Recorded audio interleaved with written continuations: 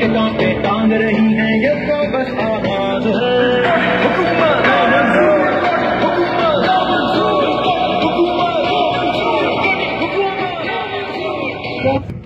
बिस्मिल्लाहिर्रहमानिर्रहीम। इय्याका नअबुदु व इय्याका नस्तईन।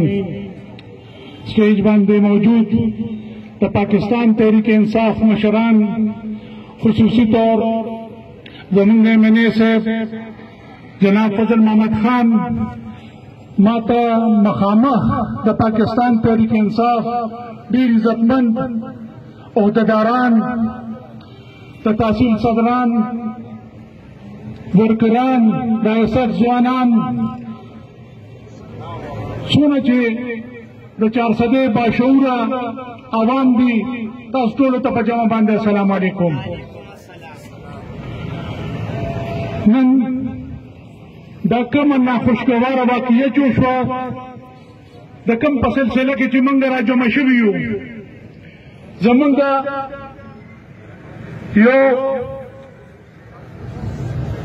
لیڈی چې کما شیرین مزاری بغیر څه جوازه، بغیر څه ثبوته نیولې شوې ده، او د خان صاحب هم دا کالو چې مذمت یې وکړي.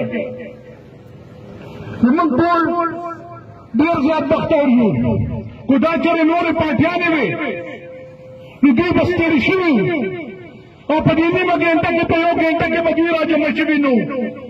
دا د خان صاحب سره د مینې برکت دی چې تاسو ته یو ټلیفون وشو، تاسو ټول راجمع شئ او په یو نیمه ګنټه کې احتجاج قلم بند شي او مخالفو ته دا وښودل شي چې موږ یو ژوندی قوم یو. وینو تېر شوي 15 کاله کې ډېر مشران تېر شوي دي، ډېر لیډران تېر شوي دي، خو د هغوی غفلت دا وطن دې ځای ته رسولی دی. که چېرې دا جدوجهد و، که چېرې دا خواري وه، که چېرې دا شعور او دا بیداري وه، که چېرې موږ ته خپله ذمهواري ښولې وه، که چېرې موږ ته یې غیرت او پښتو ښولې وه، نو اوسه پورې به زموږ ادارو داسې بې انصافیانې نه کولې. اوسه پورې به په موږ باندې د خیال او مالکو حکومتونه نه راتلل. دا څنګه چې امپورټډ حکومت نافذ شو په پاکستان باندې.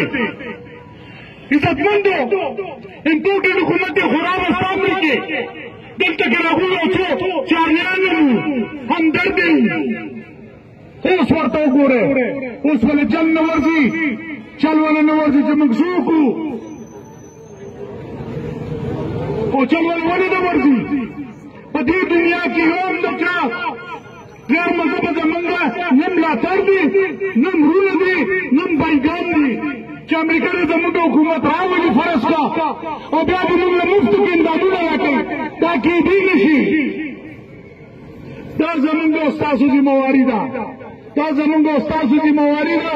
موږ به خپل کوشش کوو، موږ به خپل محنت کوو، او دا کوم ایکسرسایز چې روان دی دا هم د دې دپاره دی چې موږ به که خیرې په خپلو خپو ودرېږو. موږ به د امپورټډ حکومت هم ختمو انشاءالله، او موږ به که خیرې خپل نوی پاکستان جوړو. څنګه چې روان شوو 3 کاله کې تاسو ولیدل پاکستان مخبره روانو، او چې دې چارلیانو ته تاوانه شو. زه ستاسو په وړاندې د ترکي یو پروورب دی، مثال د متل ورته وایي، هغه تاسو ته وړاندې کوم. وی کله چې یو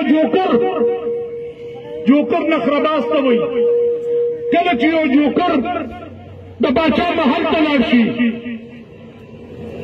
نو هغه جوکر باچا کېږي نه، خو د باچا د محل نه سرکس جوړ کړي.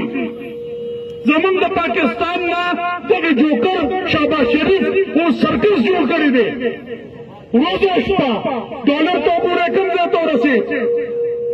په دې نه پوهېږي چې موږ وتښتو په کومه. لیکن د الیکشن کمیشن نه هغه اقدامات چې کوم روان وو د پاکستان د بهترۍ دپاره چې غلا غلطي ختمه شي د هغې په مخه کې رکاوټ جوړېږي. دویم چې کوم دي د نیب کیسونه غواړي چې د نیب کیسونه دې ختم شي. صرف او صرف دغه اصلاحات دي ورسره ګراني یې کنټرول نه کړې شوه.